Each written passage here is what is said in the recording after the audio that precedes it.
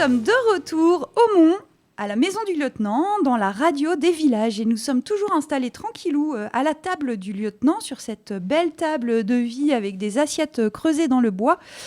Et on accueille maintenant Armand Courriou. Bonjour Armand, ça va ? Bonjour tout le monde. Enfin, bonjour, on s'est déjà dit bonjour, on va pas faire croire aux auditeurs qu'on se rencontre juste. On va dire bonjour aux auditeurs du coup. Voilà. Donc Armand, il est responsable de la Maison du Lieutenant et animateur nature pour cette maison. Et pour la Maison de l'Alpage ? Alors la Maison de l'Alpage, c'est un lieu qui vit essentiellement un peu tout seul avec des points d'exposition, des ateliers. Mais voilà, oui, on va régulièrement renouveler et s'occuper des espaces d'expo à la Maison de l'Alpage, en bas du coup. En bas, à Servoz, à côté de... Enfin, dans le centre du village, quoi. Donc ici, à la Maison du Lieutenant, on n'est pas dans un musée, on est dans ce qu'on appelle un centre d'interprétation de l'agriculture de montagne. Donc c'est quoi la différence avec un musée ? J'aime bien effectivement de faire la différence que on parle souvent de musée dès qu'on voit des expositions. J'aime bien faire la différence entre le passé et le présent. Les musées parlant pour moi plutôt du passé, même si on fait des références au présent.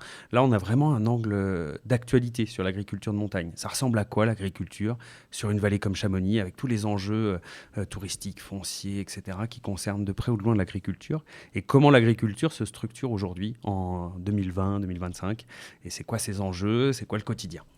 Ok, donc pour parler de cette agriculture d'aujourd'hui, vous proposez toute l'année des expositions, un programme d'animation, des conférences. J'ai vu, vous avez fait pas mal de conférences autour du patou, c'est ça ? Ouais, c'est un peu l'actualité depuis 2-3 ans sur l'agriculture de montagne ici, c'est le retour du loup. Et donc le retour du loup pose tout un tas de questions quotidiennes, que ce soit auprès des éleveurs, mais aussi des élus, de comment on accompagne politiquement le retour du loup.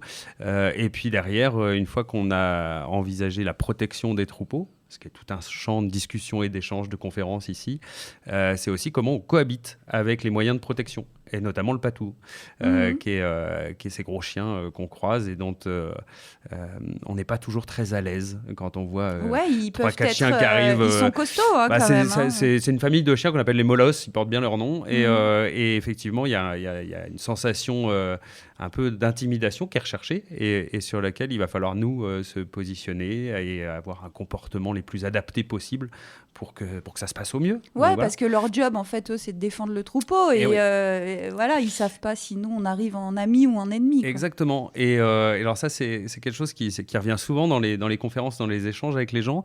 C'est de dire, ok, ils protègent contre les loups, ils protègent éventuellement contre les chiens errants ou les chiens, voilà, c'est cohérent. Les gens comprennent, par contre, qu'ils protègent contre l'homme, ils comprennent pas. À quel moment ils ont besoin de protéger contre les hommes. Alors, il y a 2 réponses à ça que j'aime bien dire. La première, c'est... Les chiens, ils avaient disparu, comme le loup avait disparu, on n'utilisait plus de chiens. Du coup, on a été retrouver des chiens dans des endroits où ils n'ont jamais disparu. Et dans ces endroits-là, on va citer la Slovénie, la Turquie, etc. C'est des endroits où c'est beaucoup plus sauvage qu'ici, il y a moins de randonneurs, il y a moins de cohabitation avec l'homme. Et les hommes qui approchent les troupeaux, des fois, c'est des gens qui viennent chaparder les bêtes. Des agneaux, etc. Et donc oui, c'est des chiens qui ont des lignées de chiens dont on a sélectionné aussi qui protègent contre l'homme.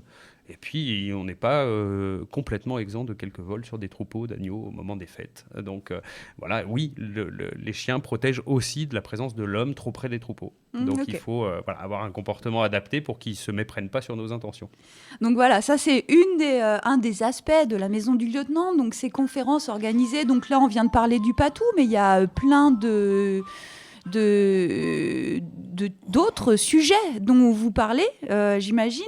Alors, du coup, c'est l'idée du lieu, c'est cette multiplicité d'approches autour de l'agriculture de montagne. Donc, on a des expositions permanentes, qui est là depuis 5-6 ans, là, et puis des expos temporaires avec des thèmes. Et là, on repart à partir de cet été sur 18 mois de thématiques sur ce qu'on appelle l'ethnobotanique. Donc, c'est le lien entre les plantes et leur usage par l'homme. Que ce soit au niveau alimentaire, au niveau esthétique, au niveau recettes, cuisine, soins, etc.